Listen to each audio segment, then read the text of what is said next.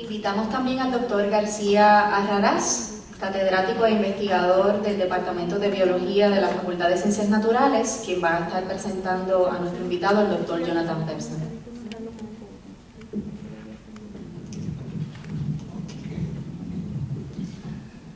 It's a pleasure to introduce Jonathan Pevsner, who I met while I was doing a sabbatical at Stanford, and he was a young, upcoming postdoc, and now he's faculty at Johns Hopkins University.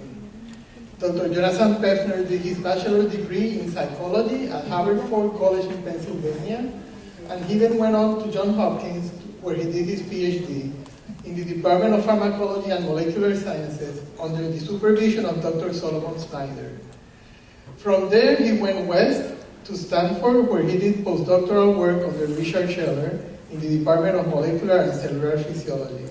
For those of us who are in the neurosciences, this is a stellar training by two of the mainland most well-known scientists.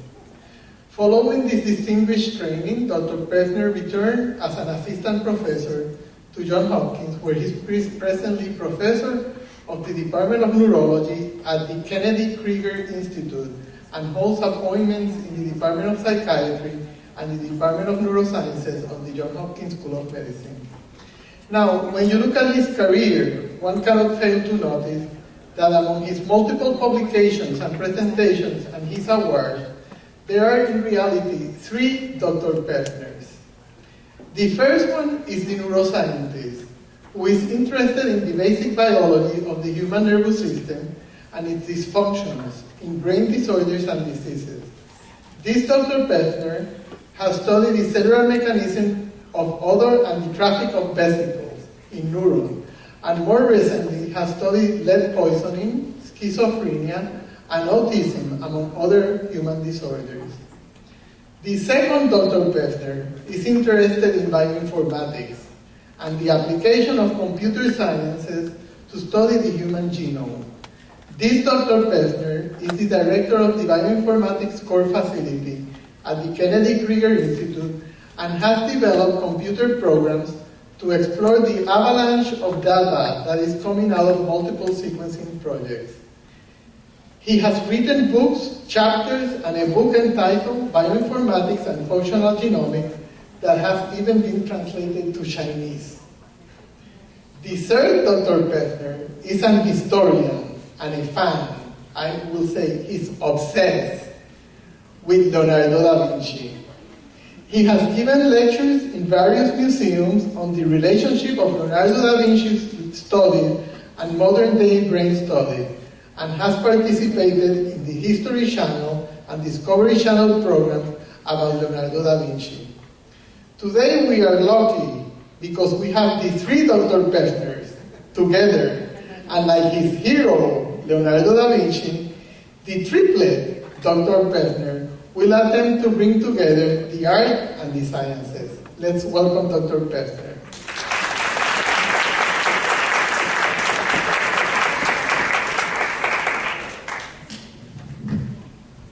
Thank you so much for the introduction, and also I'd like to thank Dr. Maldonado and the organizers of this meeting for inviting me to come here. I'm very excited to be here and would like to tell you about Leonardo da Vinci this evening. I'd like to start by showing you an outline. We'll talk about a general introduction first, and then I will just tell you the amazing story of his life, from his childhood near Florence to his time in Milan and his work as an artist and an engineer. And we'll end with a few thoughts about the Mona Lisa and also about the lessons he might hold for us today. Can you hear me okay in the back? So, your university was founded in 1903. And if we look at this timeline, we can begin by saying that was 111 years ago. And if we travel back in time and consider that one unit of time, what does it take to reach Leonardo? Well, if we go back 2 time periods, we reached 1792, and this was the time that the first book in Spanish on Leonardo was published. That came out in 1784. It's around the time that in France, Napoleon gained power. He invaded Italy. When he reached Milan, he saw Leonardo da Vinci's notebooks, and he issued a proclamation. He said, "All men of genius regardless of the country in which they were born, are French. Therefore, I'm taking these manuscripts back to France, and he stole them, where many of them are today. Let's go back again, in the middle of the 1600s. Relatively little was known about Leonardo. There wasn't much scholarship, there weren't many books. The first printed books came out in 1651 on him. We'll go back again in 1570. We have 50 years since he died. Several people who knew him were still alive and were writing about him and telling stories. And the people who owned his manuscripts were also at the point where they passed away, and the manuscripts were dispersed to Spain, to England, to France, and they held tremendous value. And one more time back, when we come to Leonardo as a teenager, and he is the subject of our story. Now, when we look at the University of Puerto Rico, and we look at the different divisions that you have, we're sponsoring this year focusing on the humanities, and then we can look at the different divisions, general studies, administration, social sciences. Leonardo would have loved this, and he was very multidisciplinary. And so in telling his story, I'd like to think, what lessons could he have for us today? And how can we learn from him about how to be creative in a multidisciplinary environment? And so as I look at the posters that we saw today, I saw tremendous creativity, of course, and they spanned all these different areas. And there really was no one else like him. And so I'm very excited to be here tonight to tell you his story and what was so special about him. To start, let's look at a few images of what he looked like. Here he is as a teenage model for Verrocchio, his master, who made a bronze statue of David with Goliath at his feet. And Leonardo was said to be a very good-looking youth and a very handsome man. We have woodcut images from the middle of the 1500s. There he is with his long beard and wearing his favorite hat. And then Raphael's School of Athens, in which Leonardo is the model for Plato holding a copy of the Timaeus. Yet another image of him from an anonymous portrait. And so that's who we're talking about tonight. And when we look at him, we may think that he is active in these different spheres or domains. As an artist, he created what are perhaps the two most famous paintings in the world, in the Mona Lisa and the Last Supper. As an engineer or in technology, he's someone who invented hundreds of gadgets, from ball bearings to vehicles like car-like contraptions or underwater submarine-type contraptions, but hundreds and hundreds of different things. And then he would be employed, for example, by the Duke, and he would make an hourglass. You turn it over, and as the sand comes down, after about 8 hours, it causes a lever to trip, and the bottom of your bed flips up to wake you up as an alarm clock, or a toilet seat that flushes when you lower the lid, the toilet that flushes. And then in the sciences, he was active in many areas, from astronomy and geology to chemistry. He's the person who first isolated acetone that's in nail polish remover. Many, many different areas of science were real strengths for him, including botany and, of course, anatomy. And so what else can we know about who he was and what he did? One way is to ask, what was his job title? When he went to work, what did people call him? And we have Lodovico Sforza, the ruler of Milan, who calls him Ingeniarius et Pinctor, engineer and painter. We have him as architect and general engineer for Cesare Borgia, the cruel warlord who was the model for Machiavelli's book, The Prince. We have premier peintre et ingénieur et architecte du roi mécanicien de l'État de François Ier. He's Francis I, the King of France, is painter, engineer, architect, mechanician. And so, of course, he has job titles in many different areas, but mostly he would say, I am an engineer, before a painter even. We'll see tonight, though, that all this is connected. And how do we know about him now, 550 years after his birth? Part of the answer is he left behind what he wrote, 20,000 pages in his notebooks, 20,000 pages of manuscripts, and about a third of them survive today. And so from that, we know a lot about his different interests, and we know that he planned 3 great books. One was the Treatise on Painting, which was first published in 1651. One was a treatise on mechanics, which was in Madrid, and it was lost for a couple hundred years because someone took it out and looked at it and put it back in the wrong shelf, and it was rediscovered in the mid-1960s. And then we have his treatise on anatomy. And so these are the great works that he was interested in. At this point, I would like to give you the 1-minute version of his life. He was born in 1452, around the same time that Columbus was born. around the time that Gutenberg was active with his printing press. And this is in a sense, at the height of the Renaissance.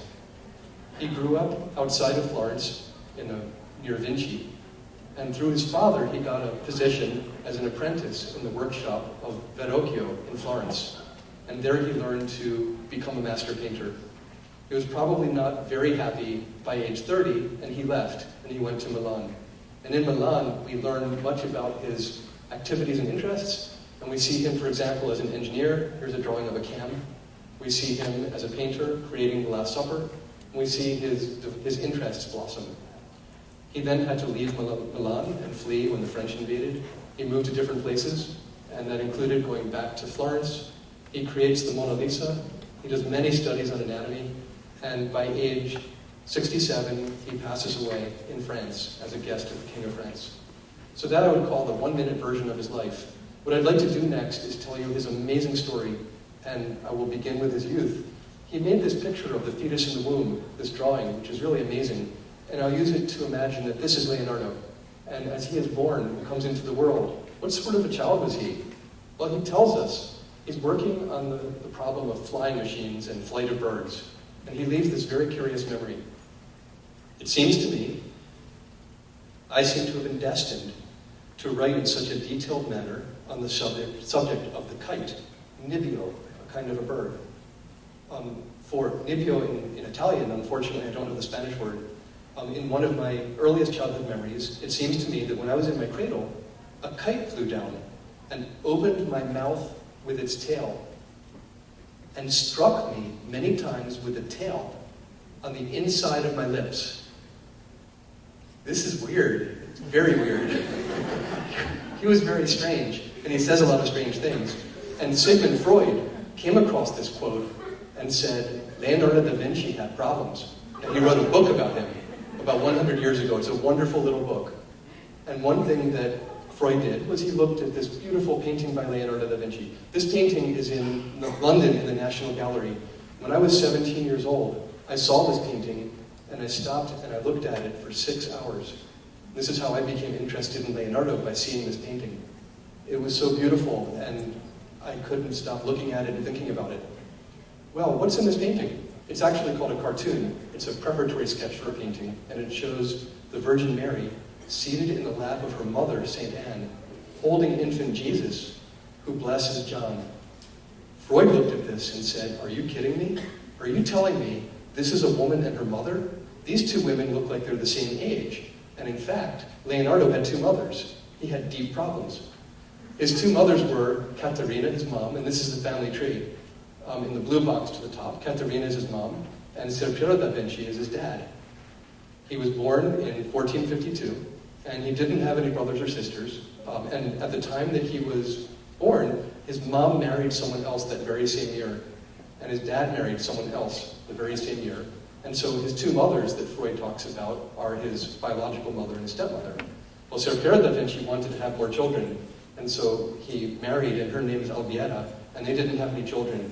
He remarried Francesca, and they didn't have any children.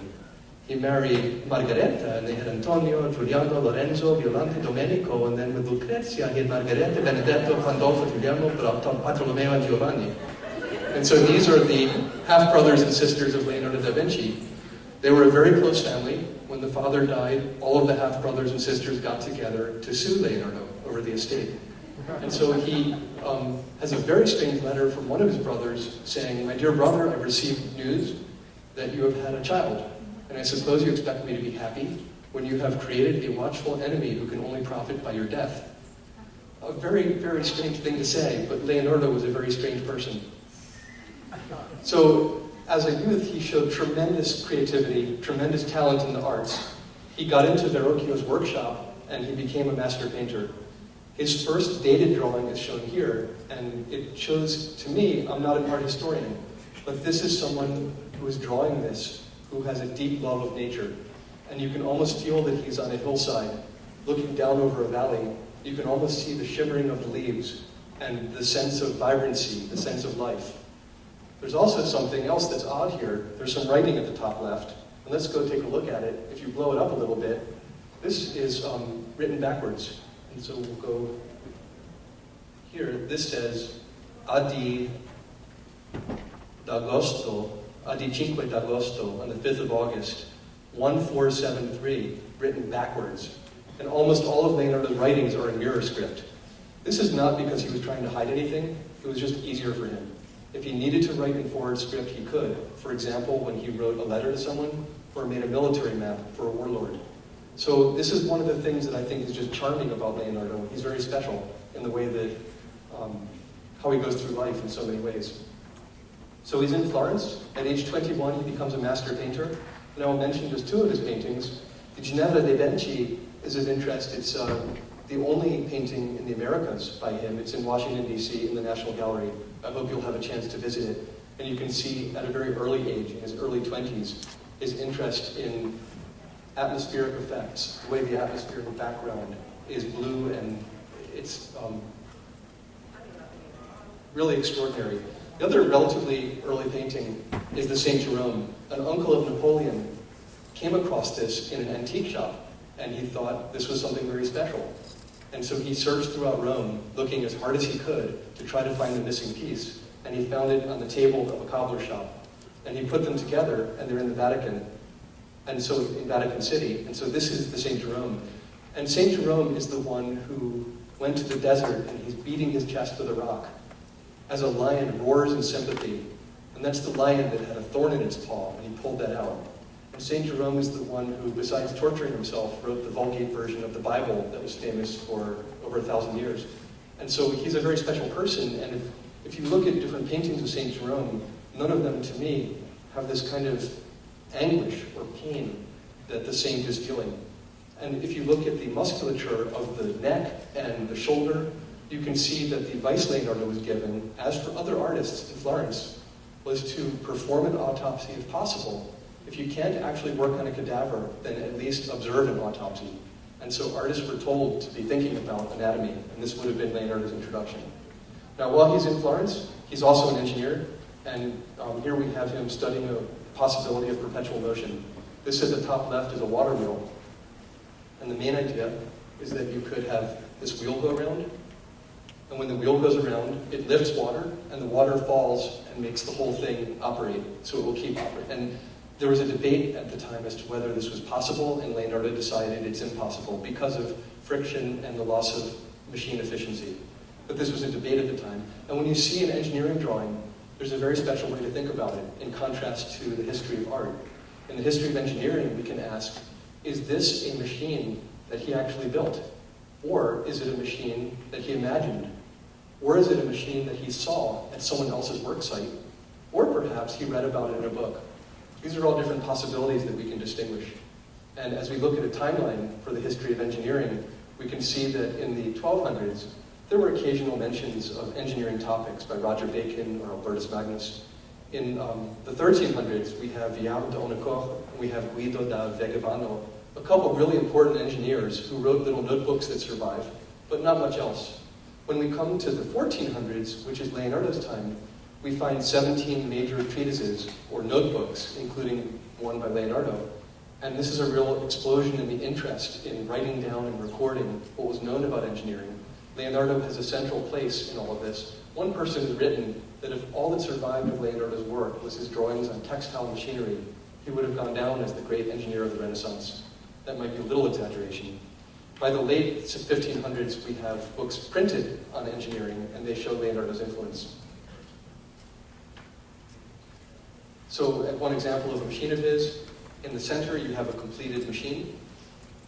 This is when Leonardo was in his 20s. The main idea of this machine is that you can move a lever back and forth, and that's reciprocal motion, and it causes a wheel to turn with circular motion. And he does something really beautiful. He has an exploded view of the machine, showing the lantern gears and the details by which it works. So he was brilliant at explaining things and illustrating what he did. He may not have been very happy. This is a map of his showing how he went from Florence to Milan. And he wrote this map later on, but I'll use it to explain. You can see Italia in big letters written backwards. Here, Italia. You can see Spagna over here. You can see the part of France called Britannia. And England was cut out with a pair of scissors in the year 1610. by someone who wanted to keep that. And so in this we can see Florence, Firenze, Milano, and Leonardo made this move. How would you move from Florence to Milan if you wanted to do that today? You would send out your resume or your CV. And so he sent out his resume, and in it, we'll turn there next. He sends a letter saying to the Duke of Milan, all the things I can do for you. For example, I can build you a giant crossbow. It's kind of fantastic in size. It's huge. It never could have been built. It may or may not have worked. But Leonardo has such detail. He shows us, for example, here's a hammer as a trip mechanism, and here's a lever. So two different ways of releasing a dart. He shows us these laminated bands here. These wheels are canted. That is, they're kind of angled for more stability, and there's a tail piece. He thought through all the details of how to make this machine work. This is a multiple exploding warhead with stabilizing fins. And when I see this, I imagine the ruler of Milan says, I want Leonardo on my team. I need him. And so this is something which you don't see in any other manuscripts from this century. Now, in this case, here's a tank. Around this point, I want to tell you that I got a phone call from the Discovery Channel, and they said they were doing a reality TV show. Would I be willing to serve on it? And I did. And this was called Doing Da Vinci. And we shot one season that aired, and then the second season, they canceled the show, and we did a few of the episodes. And what happened is, I would go onto some kind of a special video hookup from Baltimore to Los Angeles, and I would tell a team of very creative builders, this is what you're going to do. You're going to build this tank. I'm pointing to the one on the bottom, and they would ask me, well, what is it made of? What kind of wood? There are gears inside. How do those gears work? What are the details? And then they would go away for a month and build it. And they might call me and say, would it be okay if we use ball bearings to help make this machine work better? And I would say, yes, Leonardo invented ball bearings. And so yes, it's fine to use ball bearings. And then I would fly out to Los Angeles and I would see the machine. And I would react. I would jump on top of it and play in it. I would go inside, and I now understood that Leonardo wrote that 8 men should go inside, and when they built it, it fit 8 people very comfortably. And so I learned a lot from this. I could go turn the crank there and move this entire tank, which weighed 10,000 pounds, right down the floor myself. And then I would ask, does it work? And we would take it out to a field and fire it. Fire the cannon and storm the castle. And so here, when one cannon was fired, it was 119, almost 120 decibels, enough to cause hearing damage. Now I understood something Leonardo wrote. He loved horses more than he loved people. And he wrote, when you test the cannon, make sure you get earplugs for your horses. So can you imagine that? There was a design for a siege tower, and so it has to storm a moat. They said, how big is a moat? And I would do my best to tell them the answer. And then they built it, and I could turn the crank myself and raise and lower the whole tower. So this project was very fun. And then this one here has a scythe chariot. It means there are blades that go around. And you can see something very terrible.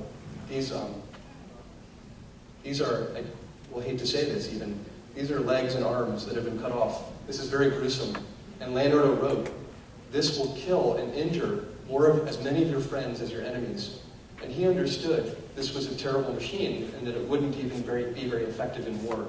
Where did he get the idea? He loved to read books. And so here we have, for example, Roberto Valturio, and he was someone who wrote a book called De Re Militari.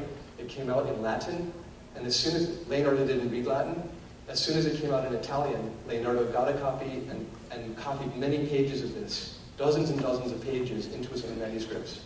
And so he was exploring the idea, but nonetheless, the team made this thing, and it was scary.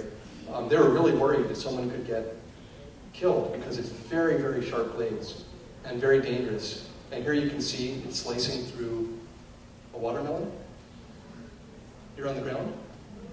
And here you can see it slicing through bags of flour. And here you can see it slicing through a mannequin. And it decapitated it. And they celebrated. And I stood up and I said in front of the camera, I believe we are here to celebrate Leonardo da Vinci, but we are not here to celebrate death and destruction. I believe Leonardo would not have wanted to see his machine used to chop someone's head off. He was gentle. He was a vegetarian who hated to hurt animals. He bought birds in the marketplace to set them free. he was famous for this. Because he loved animals so much, he called war patia bestialissima, the most bestial insanity. And so Leonardo was not someone who would have celebrated this, and the producers cut all of that out. So it didn't go in. Now, as Leonardo went to Milan, the main thing that he actually did was work on sculpture, and when he completed this equestrian monument, it was considered the greatest statue since antiquity by many. He also, so his work as a sculptor is another entire area or aspect of his life. He was a musician and a singer. This is his only surviving portrait of a man, and it shows a friend of his, Atalante, a very close friend, who was also a musician. Leonardo invented instruments such as the viola organista, that is a combination of a keyboard and a stringed instrument that someone recently recreated and has been having concerts to show. But everyone, 7 or 8 authors, wrote about how great a singer he was and a great musician. And we can only wonder what his voice sounded like. So there's so many stories, and at some point you begin to think, who was this person? Because there are so many stories, how do you make sense of someone who did all this? So the next story is flight, and I'll tell you briefly that this was a dream of his. And every time I go to the airport and get on an airplane, I think if only he could have seen this, because it was his biggest dream. And what he wanted to do was build a flying machine. He starts with this sheet here, which has a parachute. This section here is blown up a bit, and it would have been, I think, a very reasonable parachute. He designed a screw helicopter device that was too heavy to work. These are wonderful standing ornithopters, so a man stands in here and uses muscle power from arms and legs. And if this actually worked, the ladders are retractable, so you could pick them up in flight. And he thought through many of the details, like making an altimeter. And then he had the idea, human muscle power is not enough. And so what we can do, what scholars do, is to date every sheet that he drew on based on his handwriting, the type of pen, the type of paper. And so we have a date for every single scrap that he wrote. And on this we know the evolution of, from this we know the evolution of his thought. And so we see here in the bottom corner a spring-loaded engine, which is an important conceptual advance. And then perhaps his best idea was a hang glider type man in the middle at the bottom, and then we have a fixed inner wing and an outer wing that flaps. He came closer and closer to a successful solution.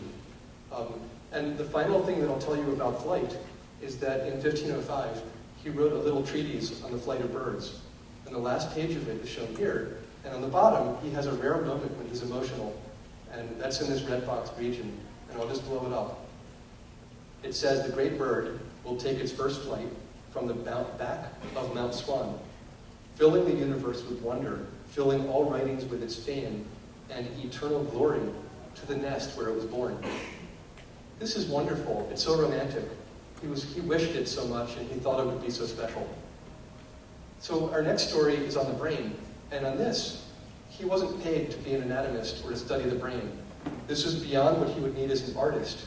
This is Leonardo as a mature scientist in his 30s and 40s, who is creative and is interested and curious about everything, relentlessly curious. And here we have a picture of the skull, and the side view of the head, and to the left, there's an onion.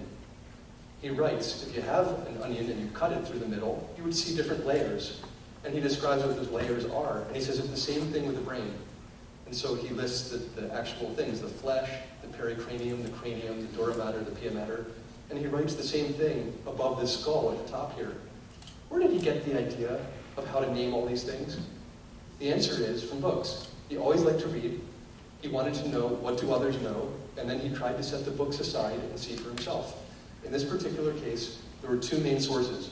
One of them is Ibn Sina, or Avicenna, or Avicenna, who was a major source, writing around the year 1000, a book called the Canon, which is a famous medical textbook. Another major source was Mondino, a professor of anatomy from Bologna. And he wrote a very little booklet that was very important up to the time of Vesalius. Which one did Leonardo read? How would you know? There's a really good answer. You look in his manuscripts, and you can have one concept, like jugular veins, which has a different phrase in Ibn Sina or Mondino, and if there's a choice, Leonardo goes with Mondino. You have the same word, al-katim, that can mean lumbar vertebrae or pelvis. If there's a choice, Leonardo goes with the one which corresponds to Mondino. And we can find other words of Arabic origin in Leonardo's Italian writings. And from this, we can almost do forensics and figure out what he read and what he knew and when he knew it. So in this picture, there are these three lemon-shaped objects, which are, I'll just circle them. They're up here in the brain, on the side view. And down below, I'm going to put a line down here if I can. It's not a very good line. But if he had a saw, and he sawed through his skull and then flipped it open, that's what he's showing you on the bottom. And there are these three kind of lemon-shaped objects, and those are the ventricles.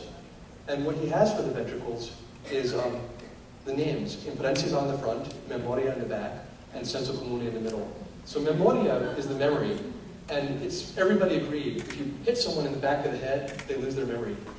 And in the front, he uses this word imprensiva that no one else has ever used before him or after him. I know that the website is still available. Nobody's touched it. So in all the centuries, it's to only Leonardo. In the middle, senso comune refers to the common sense of Aristotle. It's the place where the senses all come together, your five senses. I can find 80 examples of other early manuscripts where they talk about the three ventricles in the brain and how they work. Everybody agrees the memory's in the back, but all the other writers have the senses coming together in the front, thinking and imagination in the middle. Leonardo, no. He thinks imprensiva is in the front. Here's why. He's a painter, remember. He thinks, more than that what you see in the world is everything. He's very extreme. He says that if you lose your vision and you're blind, you might as well die. He's very passionate about loving vision, more so than many, many other writers who love vision.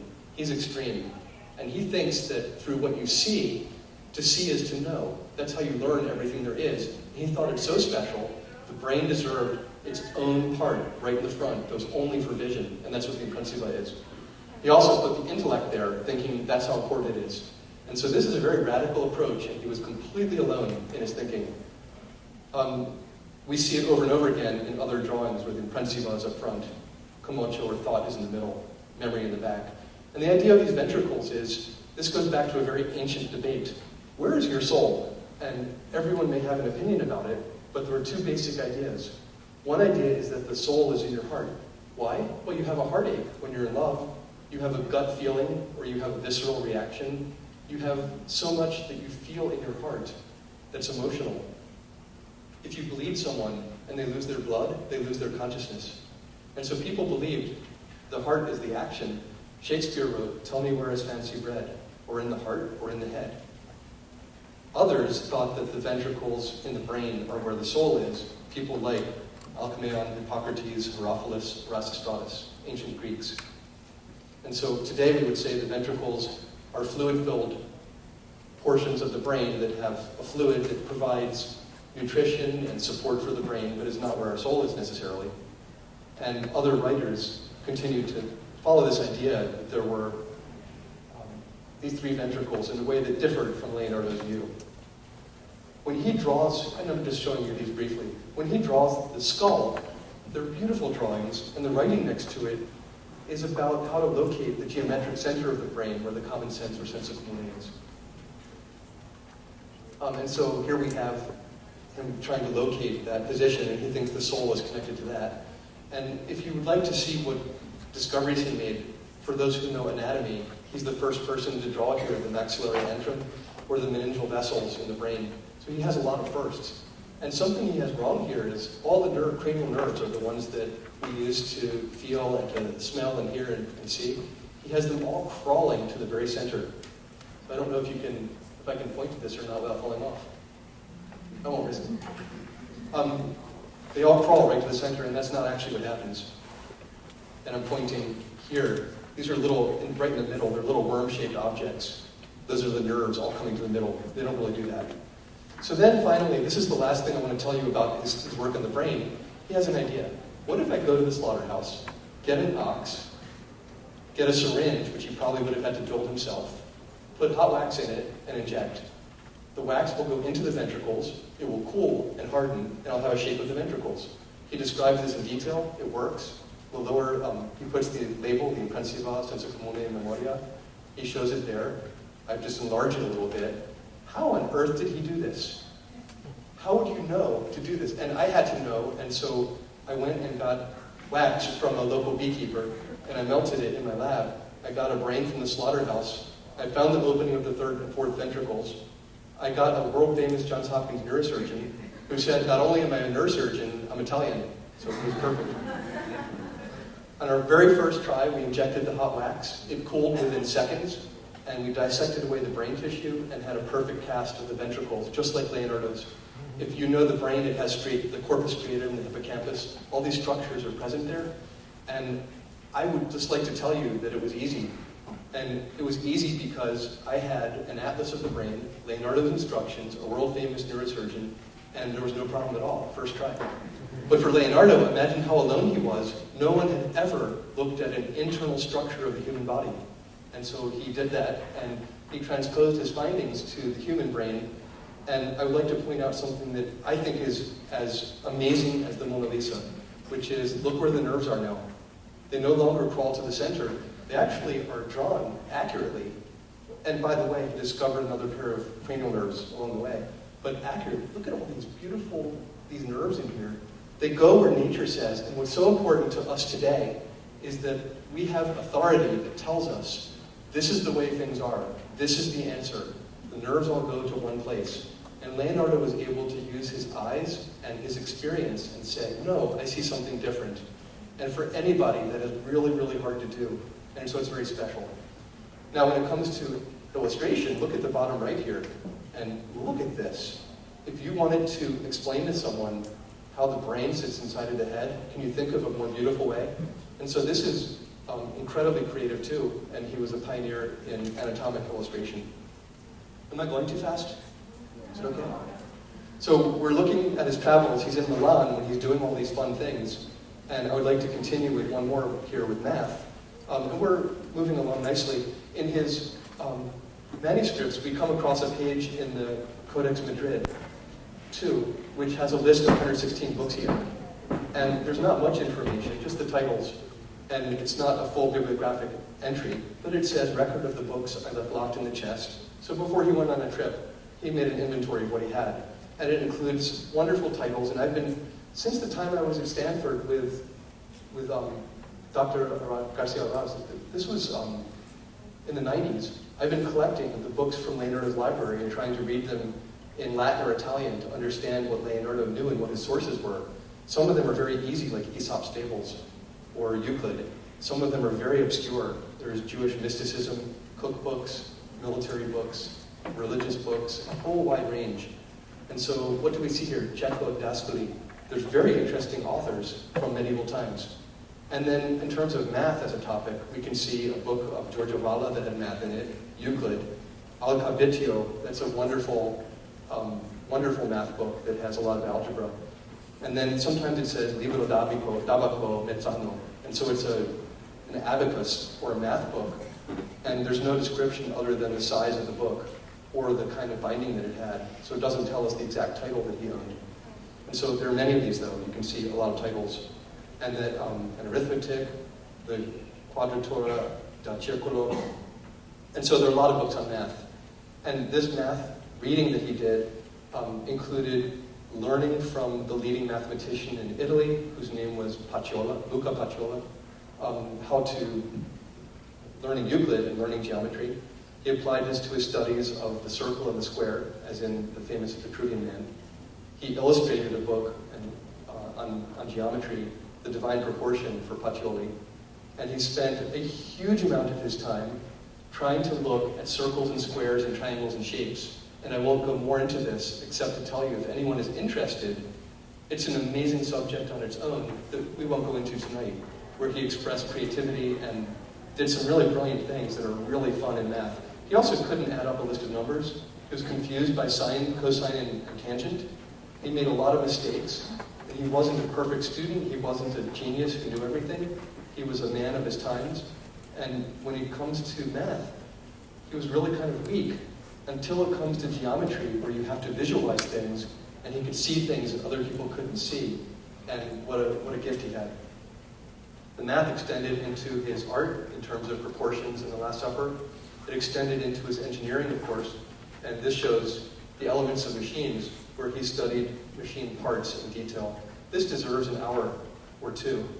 And from the parts of machines that he studied, I will show you this example that a universal joint is something where it looks like this. You have a rod comes in, it attaches, and as he writes, it's very strong, and you can find it in cars and machines today.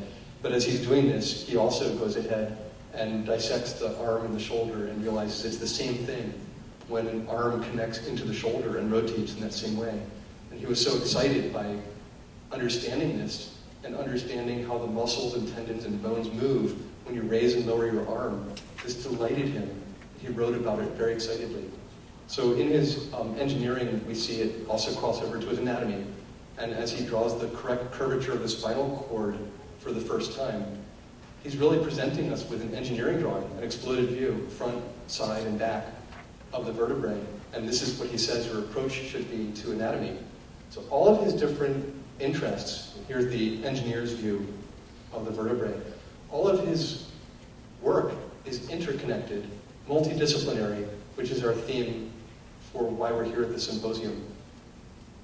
I'd like to begin winding down the last few minutes and tell you about macrocosm, microcosm, and Mona Lisa. Do people know what the macrocosm is? It's our greater world, and he was very interested in this and he was writing about it.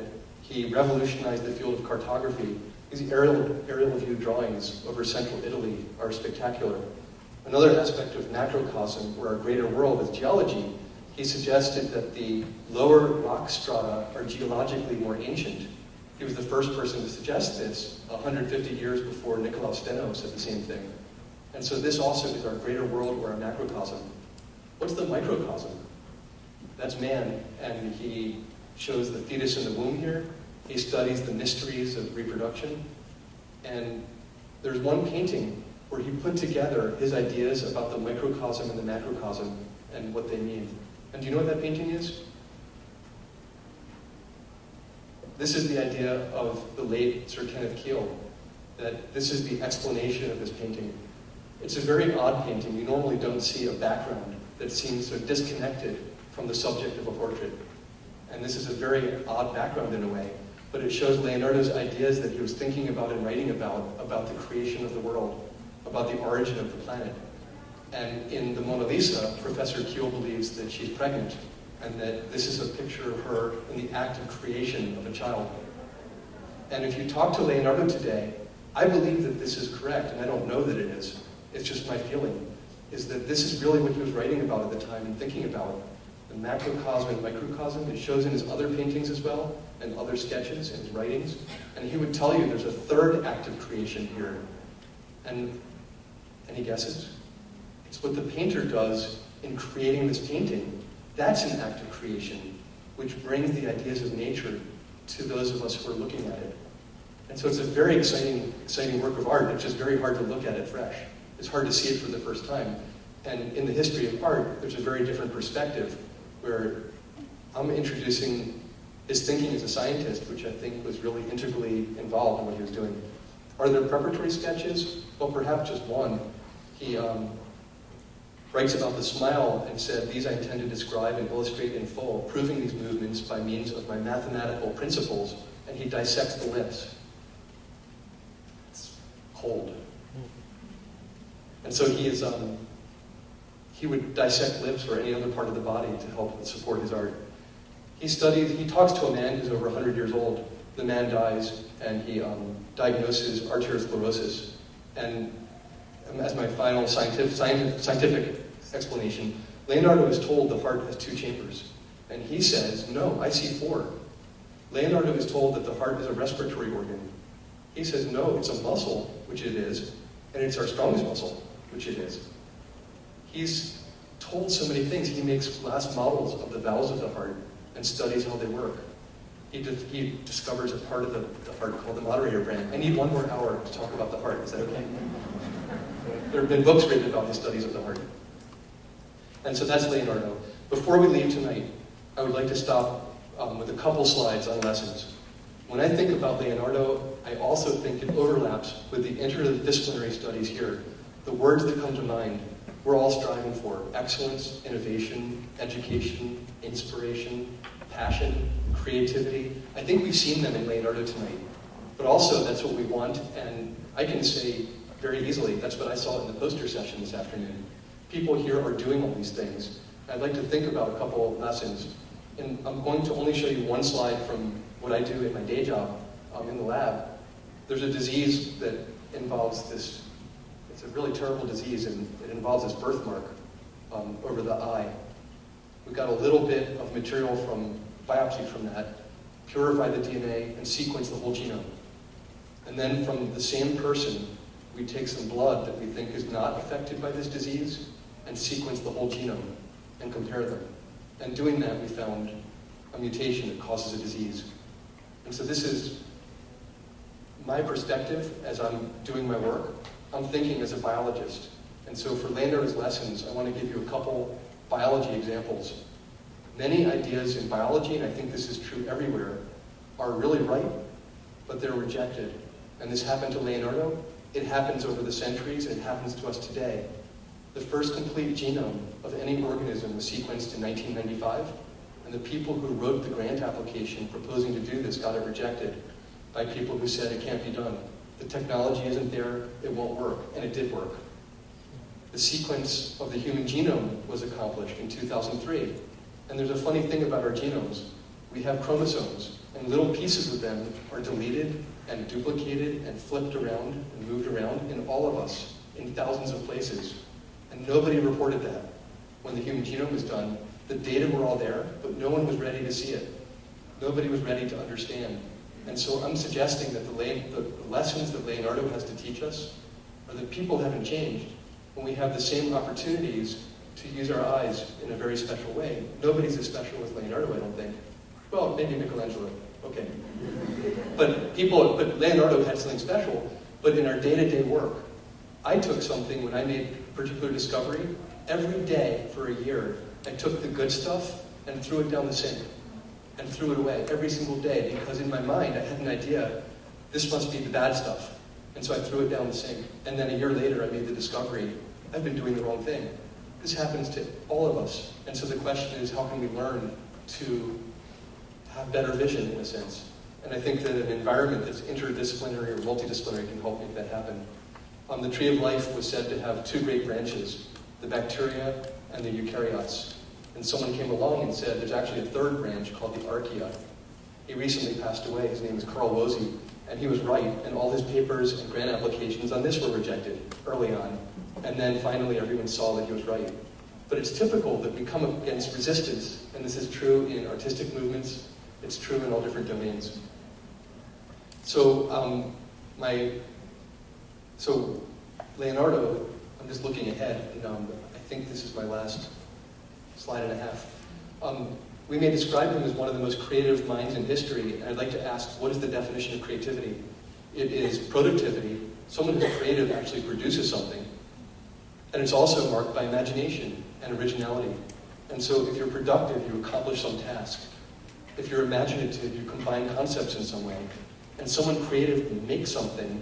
And I think that an artist, of course, is creative in making a work, but a work of art. And we'll see that. I'm looking forward to the art exhibition that's opening next. We can also see creativity in our science. But I believe that we can be creative in how we teach. Certainly I saw great posters today about how to improve teaching. And we can be creative in how we learn. There's an opportunity everywhere to do this. And so I'd like to think that Leonardo can inspire us in this way. Time permitting, I'd be delighted to take any questions. I thank you again for the invitation to visit, and thank you for your attention.